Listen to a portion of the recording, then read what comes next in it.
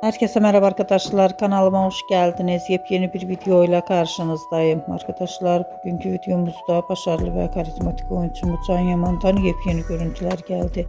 Ben de bu görüntüleri sizler için YouTube kanalımda video halinde sunuyorum. Umarım beğenirsiniz. Arkadaşlar videomu beğendiyseniz kanalımı izlemeyi ve bildirim butonuna basmayı unutmayın. Şimdilik benden bu kadar olsun. Yeni videomuzda görüşmek üzere. Hoşça kalın.